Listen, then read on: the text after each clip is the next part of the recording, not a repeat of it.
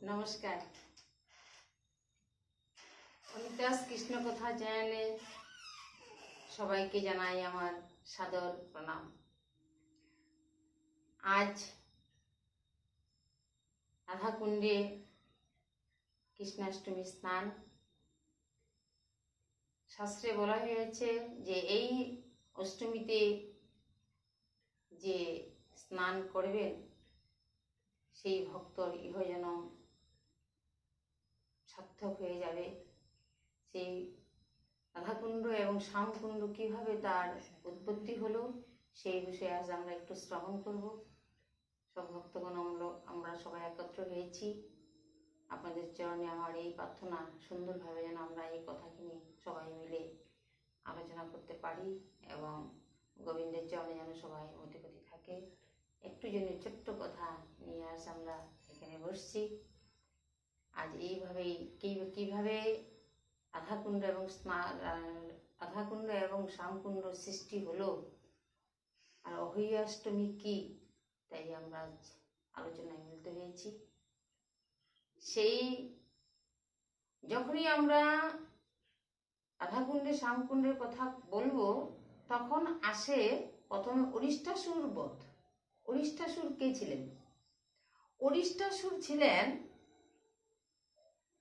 গুরু বৃহস্পতির শিষ্য, তার আশ্রমে বিদ্যা শিক্ষা করতেন। তার নাম কি ছিল? দ্বিজ সপ্তম বরতন্ত। হ্যাঁ, অরিষ্টাসুরের পূর্ব নাম কি ছিল? দ্বিজ সপ্তম বরতন্ত। একদা সেই বরতন্ত কি করেছে, গুরুগৃহে এসেছে। গুরুগৃহে এসে সেই গুরুর সামনে পাও গুলো লম্বা করে বসে গুরুর সামনে বিদ্যাভ্যাস করছেন। এই তার যে গুরুর সামনে পা প্রসারিত করা মানে কি? গুরুকে অপমানিত করা। সেই গুরু সঙ্গে সঙ্গে বলল, তুমি একজন গুরুর সামনে এইভাবে দুর্মত, হে দুর্মত, তুমি এইভাবে বিষের নাই। বিষ মানে বিষ কি? যে ষাড়গুরু, বিষের নাই তুমি কি করেছ যে আজ আমার সামনে তুমি সেই পা প্রসারিত করে বসেছ? সেই পাদ প্রসারিত করার জন্য তোমাকে আমি আজ, যাও তুমি বিষকুলে জন্মগ্রহণ করো। তখন সে কি করলো, এই বিষের নাই তোমার অবস্থান, যাও তুমি বিষ হয়ে অসুরগণের সঙ্গে তুমি অসুরত্ব প্রাপ্ত হও। তখন কি করলো, সেই বরতন্ত সেই বিষ রূপ ধারণ করলো। অভিশাপ তো কখনো গুরু বৃহস্পতির অভিশাপ, দেবদেবীর অভিশাপ, ইয়া মানবই হোক, যদি সে সাচ্চা হয় তখন তার কি হয় না, তখন সেই অভিশাপ কখনো কি হয় না। সেই জন্য কিছু বলতে হইলে আগেই ভাবনা চিন্তা বলতে হয় যে এই জিনিসটা আমি বলবো কি না। গুরুদেবের আদেশ, গুরুদেবের আশীর্বাদ অভিশাপ্ত রূপে কি হলো, পরিগণিত হলো। সে কি করলেন, তখন এক সময় সেই বিশ্বরূপ ধরিয়া সে আসলেন কংসের দ্বারা প্রেরিত হইয়া। একদা প্রেরিত হলেন, সে একদা ভগবান শ্রীকৃষ্ণ গোচারণে গিয়েছেন সখাদের সঙ্গে। তখন এই অরিষ্টাসুর কি করলেন, বিশ্বরূপ, সেই তার রূপটা কি ছিল, জন্মে ছিল ব্রাহ্মণ, এখন সে কি হয়েছে, বিশ্বরূপ ধারণ করে সেই কংসের দ্বারা প্রেরিত হয়ে কৃষ্ণকে মারবার জন্য সেই গোচারণে বালকদের সঙ্গে মিশে গোচারণে গুরুদের সঙ্গে মিশে গেছে। আর তার এই ভয়ানক রূপ দেখে সব বালকগণ কি করলেন, চিৎকার করতে লাগলেন, হে প্রভু আমাদের, হে সখা, হে কৃষ্ণ আমাদেরকে রক্ষা করো, হা কৃষ্ণ বলে রক্ষা করো বলে চিৎকার করতে লাগলেন। কৃষ্ণ তখন কি বললেন যে না, তোমাদের কোনো ভয় নেই, তোমাদের কি নেই, কোনো তো ভয় নেই। তাদের এই চিৎকারে গোবিন্দ ত্রাস্ত হয়ে এলেন। তখন সবাই কি হইলেন, সব ভয়ে এদিক ওদিক ছুটোছুটি করতে লাগলেন। ভগবান তো আশ্বাস প্রদান করলেন, কিন্তু আশ্বাস প্রদান করলে তো ভগবান তো মানবরূপী এক ছোট্ট বালক, মানবরূপী ছোট্ট বালক, সে তো ভগবান বিশ্ব ব্রহ্মাণ্ডের অধিকর্তা, সবাই তো জানা নেই। তখন ভগবান কি করলেন, দেখলেন যে না, তাকে কোথাও রাখা যাবে না, ভগবান তো সব জানেন। তখন তার এই বিশেষ করে যে সিংহের অগ্রভাগ ধরে কি করলেন, এমন ঘূর্ণায়মান করে তার ওই সিং দিয়েই তাকে কি করলেন, আঘাত করলেন। সেই আঘাতে সে ভূমিতে গিয়ে পড়লেন, আর তার এই সিংগুলি কি হলো, উপড়ে দিল। তখন তার সেখানে এসে নিহত হলেন। তখন ভগবানের হাতে যদি সে কেহ কি হয়, নিহত হয়, তার তখন কি হয়, সে মুক্তিপদ পায়, তার আর ইহজনম আর পরজনম নেই। সে তখন আবার ভগবানের হাতে মৃত্যু হওয়াতে তিনি কি করলেন, বৈকুণ্ঠে চলে গেলেন। তখন ভগবান শ্রীনন্দনন্দন শ্রীকৃষ্ণ কি করলেন, অষ্টাসুরকে বধ করিয়া আবার ব্রজবাসীগণের পরমানন্দ বর্ধন করার জন্য যখন আসলেন, তখন গোপ গোপীগণ কি বললেন, হে শ্রী মধুসূদন, তোমাকে আমরা স্পর্শ করব না। তোমাকে আমরা স্পর্শ করব না। কেন স্পর্শ করব না? যে তুমি ব্রাহ্মণ হত্যা করেছ। ওই কেমনে ব্রাহ্মণ হত্যা, কৃষ্ণ বলল যে আমি কেমনে ব্রাহ্মণ হত্যা করলাম, বলে না, অরিষ্টাসুর তো কি ছিল, সে ব্রাহ্মণ, তার রূপটা বিষ, কিন্তু রূপটা তার কি ছিল, বিষ, কিন্তু সে ব্রাহ্মণ। হ্যাঁ, দ্বিজ সত্যম বরতন্তু। তখন সে বলল, তাহলে আমরা যে তোমাকে স্পর্শ করি, সে বিষ হত্যার পাপ আমাদের গায়েও লাগবে। তখন বলছে, হে শ্রীকৃষ্ণ বললেন, হে সুন্দরীগণ, কিভাবে তাহলে আমার এই পাপ কি হবে, দূরীভূত হবে? বলছে, তুমি পৃথিবীর সমস্ত তীর্থস্থানে অবগাহন করো। অবগাহন মানে স্নান, সব তীর্থ জলে তুমি স্নান করলে তোমার সেই কি হবে, সেই পাপ দূর হয়ে যাবে। কিন্তু ওই বিষ দেখতে বিশ্বরূপ, কিন্তু সে ছিল কি, ব্রাহ্মণ।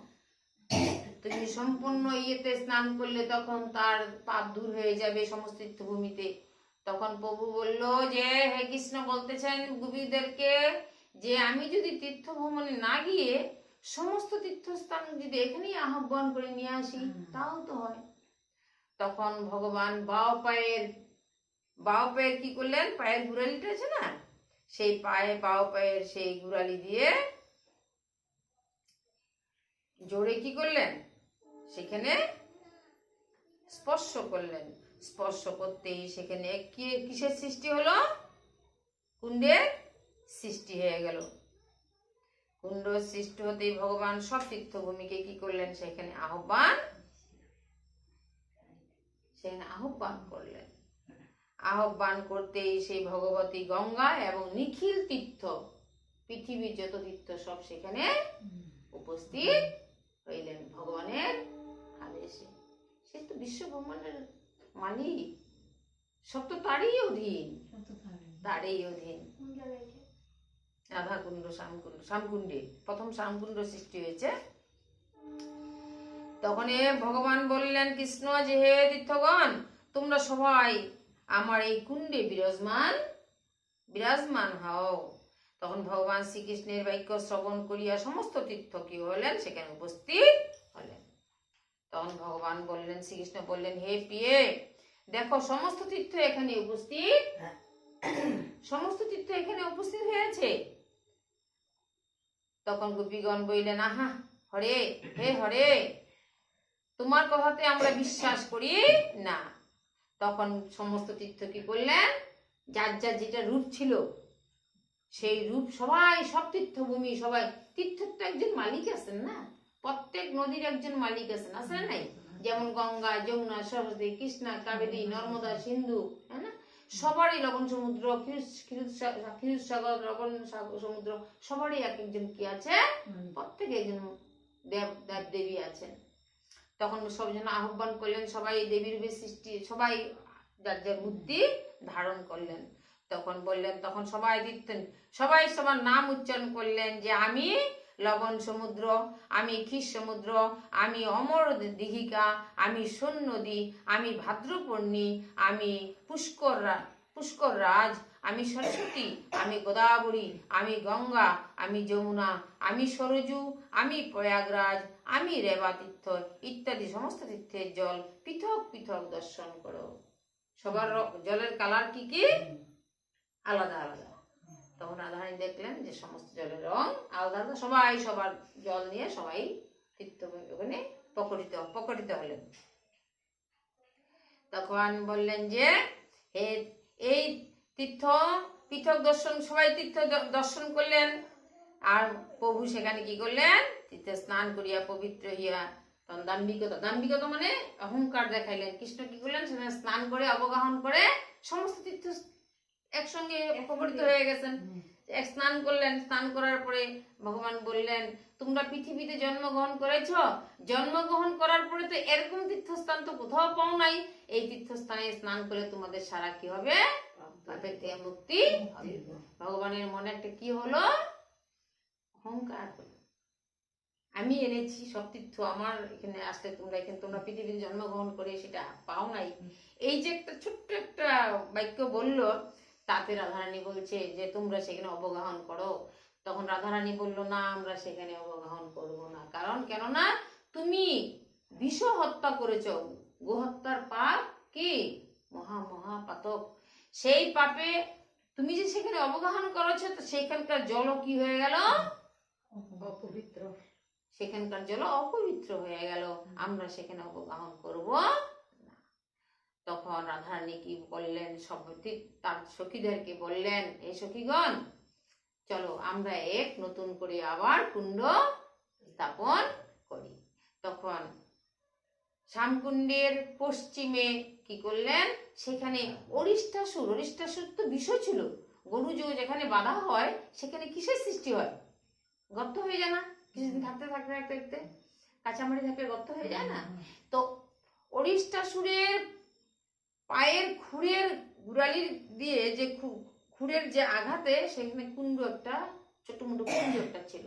তখন রাধারানী এবং সখীদেরকে নিয়ে সেই কাদামাটি উঠাতে উঠাতে উঠাতে উঠাতে সেখানে এক বড় কুণ্ডের সৃষ্টি হয়ে গেল। তখন ভগবান শ্রীকৃষ্ণ বললেন, হে প্রিয়ে, তুমি আমার কুণ্ডের জল নিয়ে সেখানে দাও, তাহলে তোমার কুণ্ড কি সমস্ত তীর্থ এখানে আসবে, আর তোমার কুণ্ড কি হয়ে যাবে, পবিত্র হয়ে যাবে। বলছে, না, তোমার কুণ্ডের জল যদি আমার এই কুণ্ডে ঢালি তাহলে কি হবে, আমার কুণ্ডের জল অপবিত্র হয়ে যাবে না, আমি মানস গঙ্গার থেকে জল এনে সেখানে ঢালবো। আমরা সব সখিয়ে কলস দিয়ে কি করব, জল এনে এই রাধা কুণ্ডে, আমার কুণ্ডে আমি ঢালবো। এই বলে তখন প্রভু মুস্কিয়ে হাসলেন এবং সমস্ত যত তীর্থগণ, সমস্ত তীর্থরাজগণ কি করলেন, সেখানে প্রকটিত হয়ে শ্যামকুণ্ড থেকে উঠে পাড়ে উঠে শ্রী রাধিকা শ্রীচরণে কি করলেন, ষষ্ঠাঙ্গে প্রণাম নিবেদন করলেন। হে স্বামিনী, তোমাকে তো আমার শ্রী গোবিন্দ তোমার কি করেন, চরণ সেবা করেন। ব্রহ্মা বিষ্ণু মহেশ্বর তোমাকে জানতে পারে না, তুমি তো পৃথিবীর অধীশ্বর, তোমাকে জানার অধিকার কার আছে। তখন সর্বতীর্থ মাহাত্ম যখন রাধারানীকে সন্তুষ্ট করার জন্য সবাই তার চরণে কি করলেন, সেই প্রণাম নিবেদন করলেন। তখন তোমার যে মহিমা, তোমার যে তত্ত্ব, সর্বশাস্ত্র অর্থবেত্তা ব্রহ্মা এবং মহাদেব এবং লক্ষ্মী দেবীও তোমার মহিমা অবগত নহে।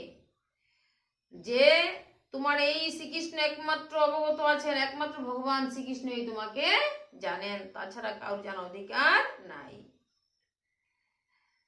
তখন কি করলেন, আপনার এই কৃপা কটাক্ষ প্রাপ্তে পরমানন্দ হইয়া আপনার ধন্যতম মনে করিয়া থাকেন। তোমার কৃপা কটাক্ষ পাইলে ভগবান শ্রীকৃষ্ণ কি হন, ধন্য হয়ে যান। তখন বললেন যে তাহার এই শ্রীচরণ আঘাত হইতে নির্গত এই কুণ্ডে আমরা বাস করিব। কি বলছেন, যে আমরা এই শ্যামকুণ্ডী ভগবান আমাদেরকে এখানে আহ্বান করেছেন, আমরা চিরজীবন এখানেই বাস করব। যখন সবাই রাধারানীর নাম গুণাগুণ করতে থাকলেন, তখন রাধারানী বললেন, তা তোমরা তীর্থরাজ সবাই তোমরা কি চাও, তোমরা কি চাও? বলছে, হে প্রিয়ে, আপনি যদি আদেশ করেন তা আমরা সবাই আপনার কুণ্ডে কি করব, থাকতে পারি। তখন আবার রাধারানী সব সখীগণকে জিজ্ঞাসা করলেন, তা আমরা কি করব? তখন সবাই সম্মতি দিলেন। তখন সম্মতি দেওয়াতে সব তীর্থগণ কি করলেন, যে তার কুণ্ডে আগমন করিতে আদেশ দিলেন। আদেশ দেওয়ার পর সমস্ত তীর্থ কি করলেন, স্বামিনীর শ্রীমুখের কথা মতো নিয়ে সেই কুণ্ডে, উভয় কুণ্ডের মধ্যস্থলে আবরণ সজুরে ভেদ করিয়া নিজদের জলে পরিপূর্ণ করিলেন। ভিতর দিয়ে এক আঘাত করলেন। সব তীর্থগণ কি করলেন, রাধা কুণ্ডের